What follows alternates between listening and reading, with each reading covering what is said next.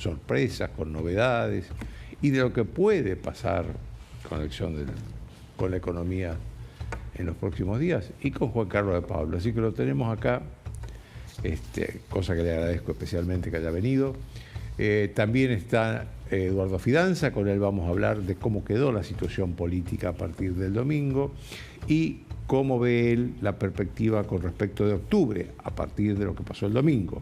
Y también está, por supuesto, nuestra querida colega Paz Rodríguez Niel, como todos los miércoles. Yo creo, a ver, haciendo un breve análisis de lo que pasó en estos días posteriores a la elección, es que la economía no reaccionó mal como se esperaba, porque realmente yo escuché mucho antes de la elección, es decir, la economía, si la derrota del gobierno es por más de 5 puntos, se va a portar muy mal para el presidente. Esto no pasó, hubo un lunes negro, sí, pero después las cosas se acomodaron y quedaron más o menos como estaban. Todavía preguntaba de Pablo si estaban bien o estaban mal, pero digamos, la elección hasta ahora, yo sé como todo argentino que lo único que no podemos hacer es pronosticar qué va a pasar con la economía en los próximos tiempos. Hasta ahora no reaccionó mal. Es cierto que hubo un apoyo público del Fondo Monetario Internacional al gobierno, eso debe haber influido en los mercados. Yo creo que los mercados también, esto es intuición, ¿no? Pero creo que los mercados deben haber pensado en si agravaban la situación del gobierno o no. Porque yo recuerdo que en el 2019,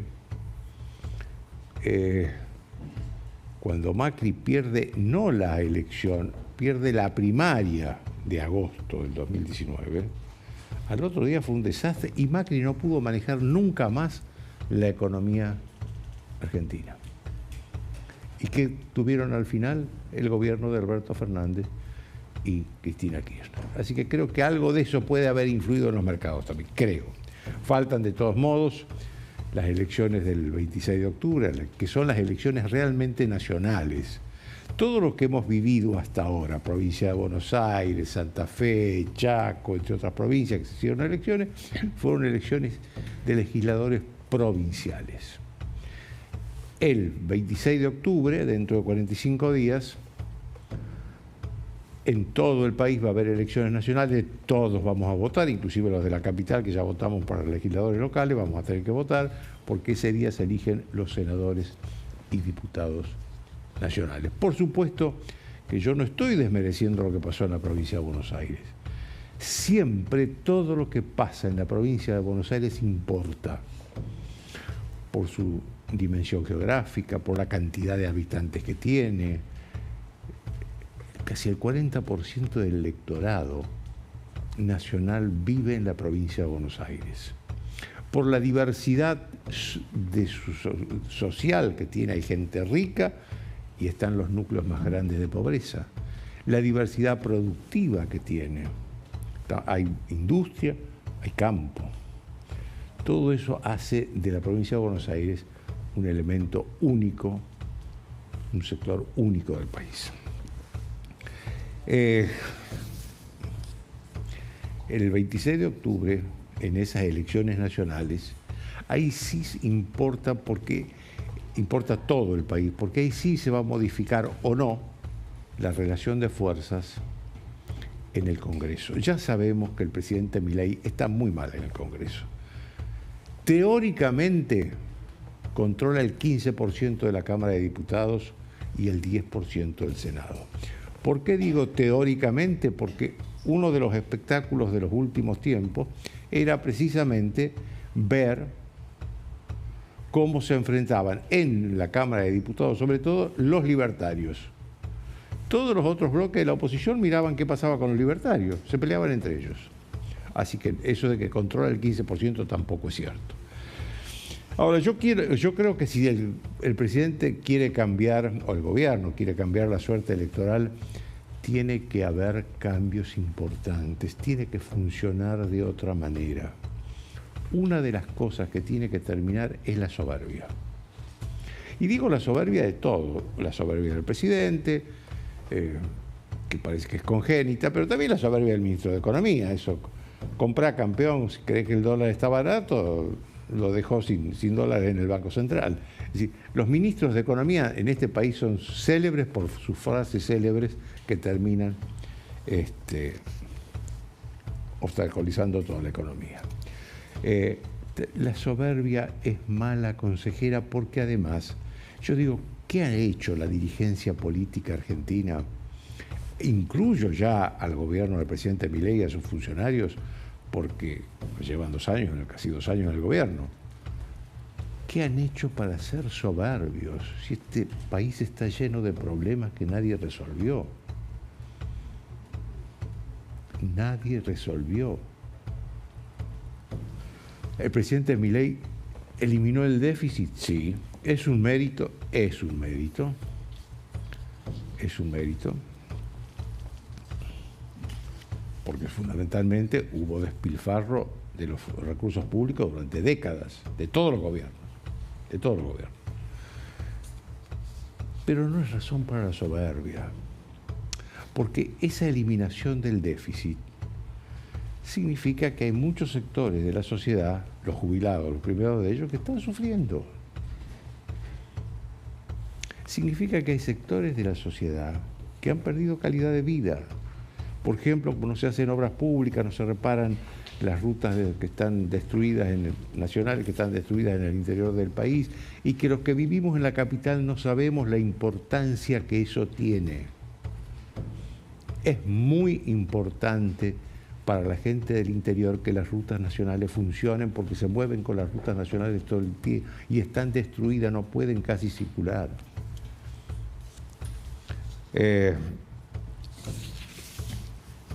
Dejarlas de lado la soberbia significa también abandonar la agresión, los insultos, la violencia.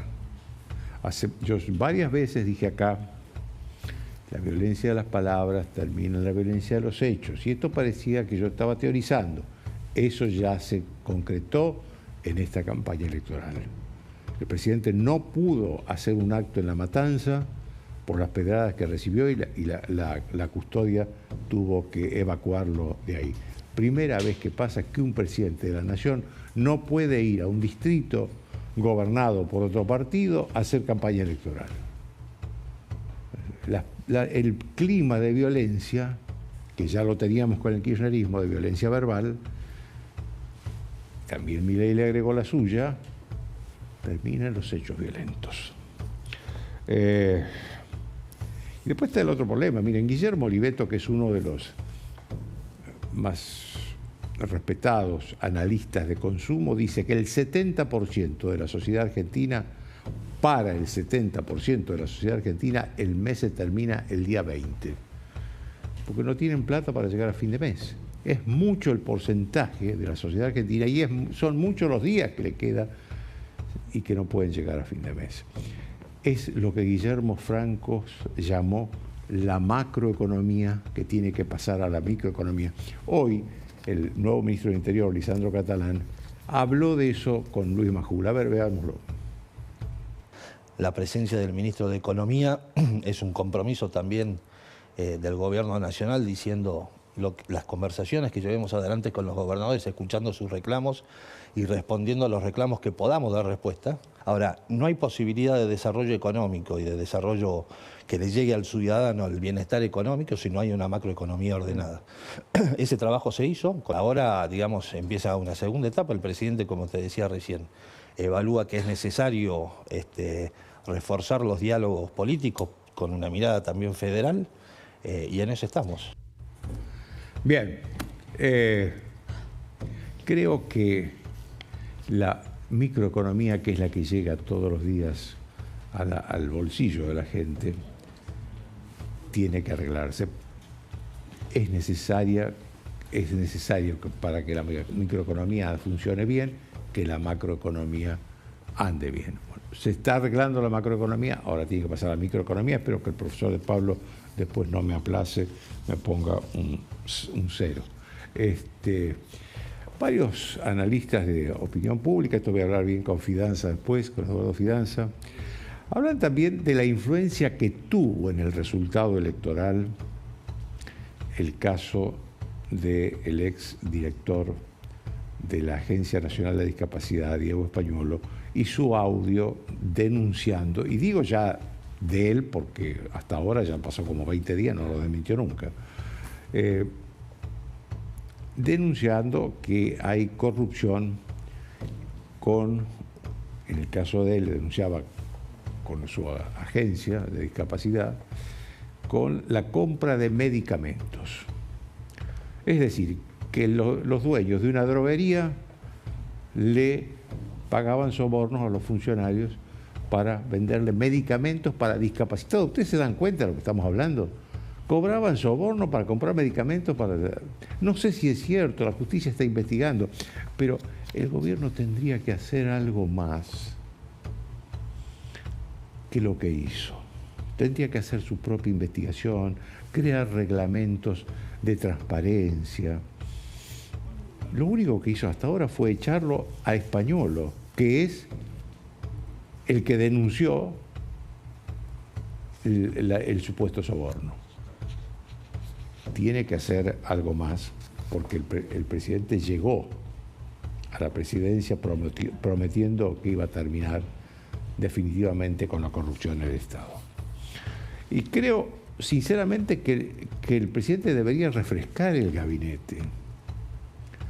Hoy lo nombró al funcionario que estábamos viendo recién, a Lisandro Catalán, ministro del Interior. En realidad, Lisandro Catalán era de hecho el ministro del Interior.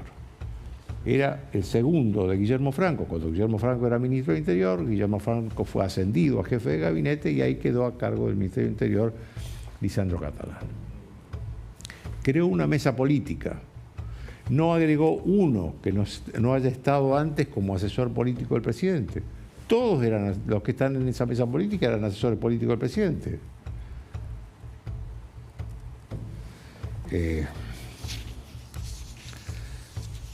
Convocó a los gobernadores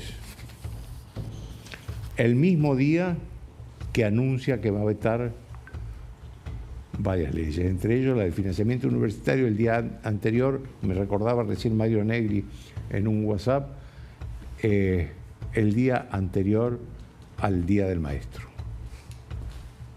Podrían haber elegido otro momento. A los gobernadores están anunciando el veto de la ley que redistribuye los recursos de los ATN, que son los adelantos del Tesoro, a las provincias. Esta es una ley que fue iniciativa del Congreso por pedido de los gobernadores. Yo no me imagino a los gobernadores yendo a conversar alegremente con el gobierno después que le vetan la ley que ellos le pidieron al Congreso y que significa más recursos para ellos, sin duda. El gobierno tiene que entender que va a tener que hacer un trabajo muy fino porque tiene al frente al peronismo. Y hay gente del peronismo, y no solo del peronismo, que están hablando de Schiaretti, el gobernador de Córdoba, próximo candidato, ya es candidato a diputado nacional, que seguramente va a ser elegido en octubre, como un eventual reemplazo en caso de acefalía. Pues estamos todos locos. A ver, yo quiero hacer una aclaración. A mí me consta que Schiaretti es un hombre serio y que no está de acuerdo con esto. Y que lo que él dice, lo que decimos toda la gente racional de este país. El presidente tiene que cumplir su mandato que es hasta el 10 de diciembre del 2027. Punto. Ahora, también es cierto que hay que decirle que haga los cambios que iba a hacer, que prometió que iba a hacer, y que haga la autocrítica que prometió que iba a hacer. El domingo, después del desastre, dijo que iba a hacer los cambios necesarios y una profunda autocrítica. Hoy no tenemos ni cambios